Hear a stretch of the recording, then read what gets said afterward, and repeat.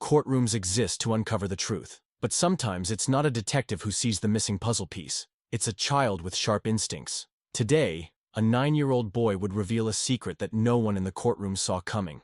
Courtroom scene. A grand courtroom filled with people. The judge strikes the gavel, bringing the room to order.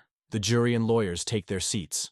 Oliver sits quietly in the spectator seats with his mother. Your Honor, I was at home when the crime happened. I was watching TV at exactly 9 p.m. My neighbors saw my lights on. I can prove it. The defendant spoke with absolute confidence, laying out his airtight alibi.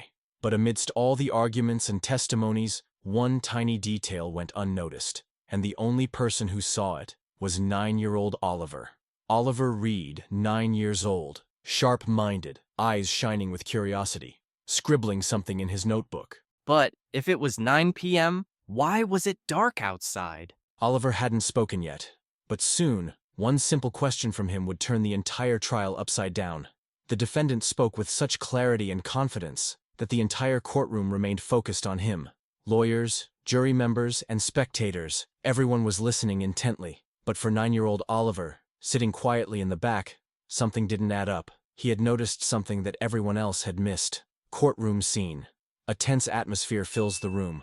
The judge listens intently as Oliver, in the spectator section, scribbles calculations in his notebook. Mr. Gaines, you claim you were home at 9 p.m. Your neighbors saw your lights on, confirming your presence.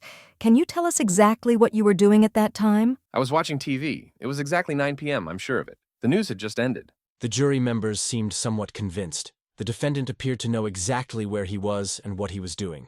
But Oliver sensed something was off. Oliver furrowing his brow, he starts writing furiously in his notebook. Suddenly, his eyes widen, whispering to his mother, his voice filled with realization. Mom, what time does the sun set? Mother turning to him, puzzled. What are you talking about, Oliver? If it was dark at 9 p.m. on the night of the crime, shouldn't we check what time the sun actually set that day? What if it wasn't dark yet? That would mean the crime happened earlier. Without realizing it, Oliver had just cracked the case wide open. But would a courtroom take the words of a child seriously? Could a young boy's observation dismantle an adult's carefully crafted alibi? Oliver hesitates for a moment, then gathers his courage and raises his hand.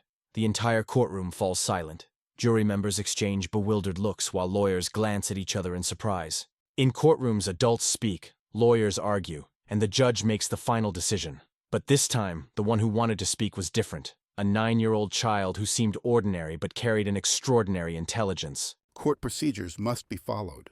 A child cannot speak in court. Your Honor, perhaps we should listen.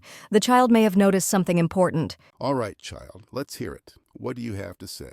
At first, Oliver hesitated. Speaking in a courtroom full of adults wasn't easy, but what he knew was too important to stay silent. The defendant claims he was at home when the crime occurred at 9 p.m. But here's what I want to know. If it was dark at that time, was it really supposed to be? Jury members exchange glances. A murmur spreads across the courtroom. The defendant blinks rapidly, suddenly shifting nervously in his seat. At that moment, the entire courtroom paused. What Oliver said was simple, but incredibly important. I am submitting new evidence to the court. On the night of the crime, the sun had not yet set at 9 p.m. If the defendant insists it was already dark, that means the crime must have happened earlier. Now this is ridiculous. I was at home at 9 p.m. How am I supposed to know when the sun sets? But Oliver wasn't making a wild guess. He knew mathematics, and mathematics never lies. Ms. Carter, can you check the weather data for that day? Was it really dark at 9 p.m.? The prosecutor quickly turns to her computer, typing rapidly. Her face suddenly lights up.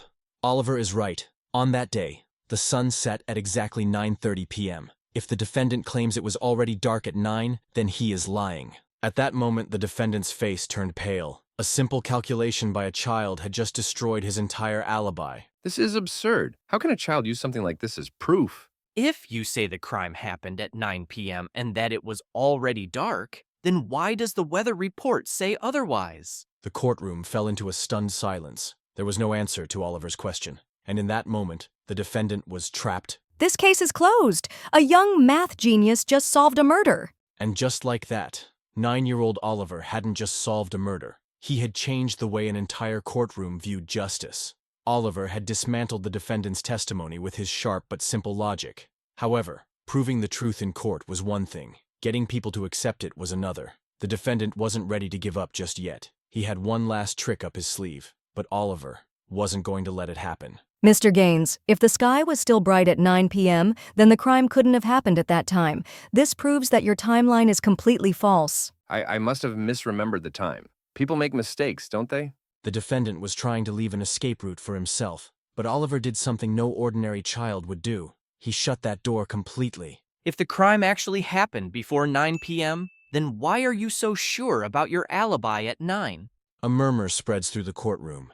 The jury members exchange looks, realizing that Oliver's question had trapped the defendant completely. The defendant couldn't answer. Oliver had backed him into a corner. If his alibi for 9 p.m. was real, then the crime couldn't have happened earlier. But if the crime was committed before 9, then how did the defendant know exactly when it took place? This is a trap. You're trying to set me up. No, Mr. Gaines, a child is the one who trapped you.